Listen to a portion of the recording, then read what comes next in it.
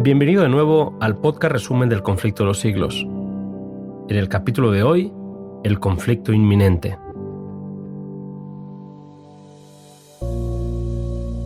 El conflicto que se inició en el cielo vive sus últimos capítulos en la tierra. Por un lado, las leyes de los hombres, y por el otro, los mandatos de Dios. La religión de la Biblia o la religión de las fábulas y de la tradición. Una batalla entre la verdad y el error en el que la Biblia tiene un papel fundamental. Este libro, que ha llegado a nosotros a costa de mucho padecimiento, no es apreciado debidamente. Aunque está al alcance de todos, pocos son los que se toman en serio su contenido. La incredulidad predomina al mundo y tristemente también a la Iglesia. Muchos que se creen maestros dudan de puntos que la Biblia presenta tales como la creación, la caída del hombre, la expiación y el carácter perpetuo de la ley de Dios. Se ve como una prueba de madurez y sofisticación intelectual el dudar de la Biblia y eliminar sus verdades más importantes. Se enseña desde los púlpitos de iglesias que la ley ha sido abrogada o cambiada, y los que optan por obedecer sus requerimientos son considerados como fanáticos. Pero pisotear la ley implica negar la autoridad del legislador.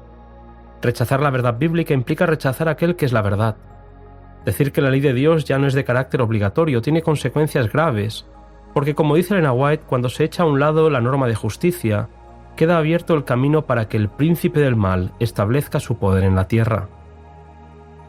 Se enseña que la ley fue abolida en la cruz, pero pensemos en las consecuencias que tendría este hecho.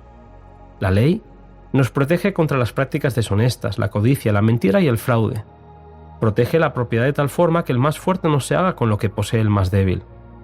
Protege la vida y garantiza la sacralidad del matrimonio, puesto que si no fuera por la ley, el que lo desease podría tomar la mujer de su vecino. Los hijos no vacilarían en atentar contra la vida de sus padres si al hacerlo pudiesen satisfacer los deseos de sus corruptos corazones. El mundo civilizado tal y como lo conocemos tiene su fundamento en la ley de Dios. Vivimos en un mundo debilitado moralmente donde la licencia, la disipación y la corrupción nos invaden como ola abrumadora. Incluso en los hogares de los que pretenden ser cristianos se puede ver la envidia, las sospechas, la hipocresía, la frialdad, la rivalidad, las disputas, las traiciones y el desenfreno de los apetitos. Vicios, maldad, injusticia, corrupción y escándalos de todo tipo forman el día a día de las noticias a las que estamos expuestos sin que nada parezca poder remediarlo. Ahora que Satanás no puede gobernar al mundo negándole las Escrituras, recurre a otros medios para alcanzar el mismo objeto. Destruir la fe en la Biblia responde tan bien a sus designios como destruir la Biblia misma. La difusión de doctrinas no bíblicas como la inmortalidad del alma y la consiguiente enseñanza de los tormentos eternos ha inducido a muchos a dudar de la Biblia. Otros dicen que la ley está vigente en todos los puntos excepto uno, el del sábado. Curioso que se diga que el único mandamiento que está abolido es aquel que la mayoría no está dispuesto a cumplir por ir en contra de lo que tradicionalmente han hecho. Los que transgreden el mandato bíblico de guardar el sábado llegan a afirmar paradójicamente que los males que se van generalizando más y más son resultado de violar el así llamado Día del Señor, domingo, y que si se hiciese obligatoria la observancia de este día, mejoraría en gran manera la moralidad social. Esta verdad es particularmente significativa en Estados Unidos, país en el que se ha predicado la doctrina del sábado con más amplitud que en ninguna otra parte. El peligro de esta situación es que muchas de las iglesias que predican la santidad del domingo son en su mayoría lugares en los que se viven muchos de los principios del Evangelio. Elena White advierte de la estrategia de Satanás de mezclar el error con una porción suficiente de verdad como para que tome con menos recelo el error. Ella escribe: podemos encubrir un veneno mezclándolo con un alimento sano, pero no por eso cambiamos su naturaleza. La advertencia que voy a leer a continuación es trascendental. Merced a los dos errores capitales, el de la inmortalidad del alma y el de la santidad del domingo, Satanás prenderá a los hombres en sus redes.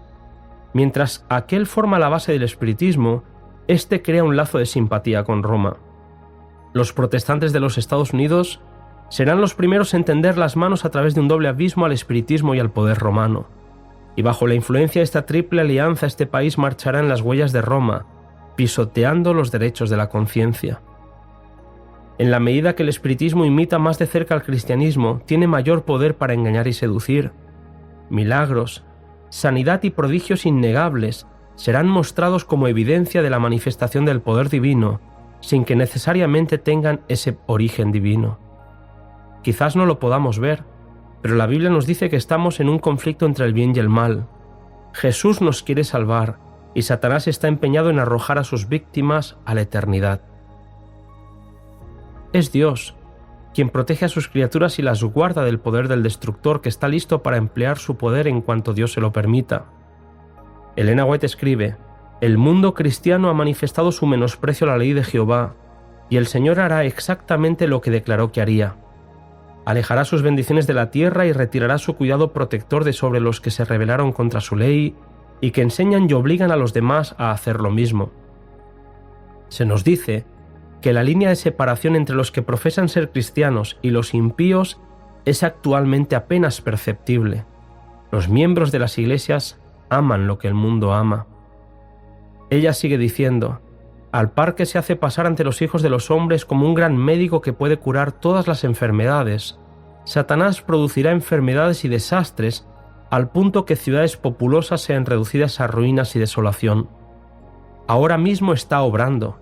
Ejerce su poder en todos los lugares y bajo 1000 formas, en las desgracias y calamidades de mar y tierra, en las grandes conflagraciones, en los tremendos huracanes y en las terribles tempestades de granizo, en las inundaciones, en los ciclones y en las mareas extraordinarias y en los terremotos. Destruye las mieses casi maduras, y a ellos siguen la hambruna y la angustia.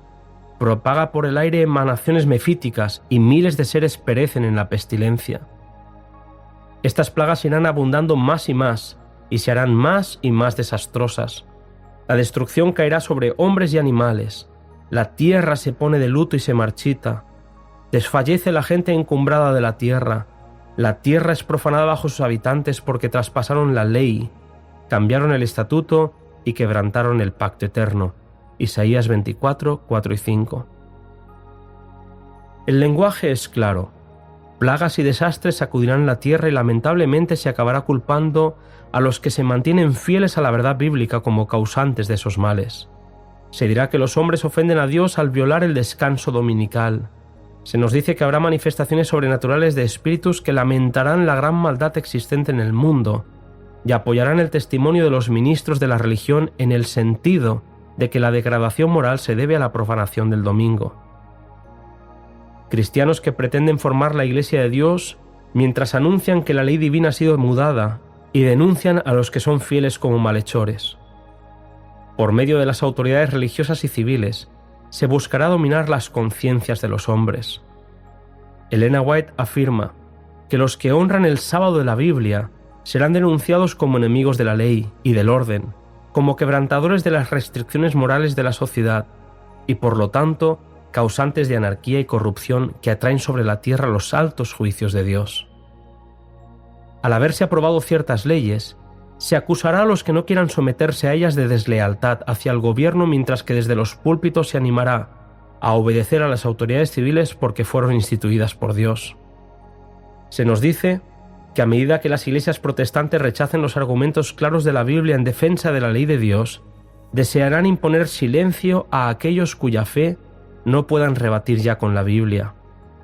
Aunque se nieguen a verlo, el hecho es que están asumiendo actualmente una actitud que dará por resultado la persecución de los que se niegan en conciencia a hacer lo que el resto del mundo cristiano está haciendo y a reconocer los asertos hechos en favor del día de reposo papal. El tema compartido en este capítulo no está lejos de cumplirse. Hoy seguimos gozando en la mayoría del planeta de una libertad religiosa que fue conseguida con mucho sufrimiento, pero el tiempo de esta profecía llegará pronto y se nos da la advertencia para que nos preparemos. Al igual que en los tiempos bíblicos, mis queridos hermanos, ante la dificultad, propongamos en nuestro corazón seguir siendo fieles. Que Dios nos bendiga. Os espero en el siguiente podcast, cuyo título es Nuestra única salvaguardia.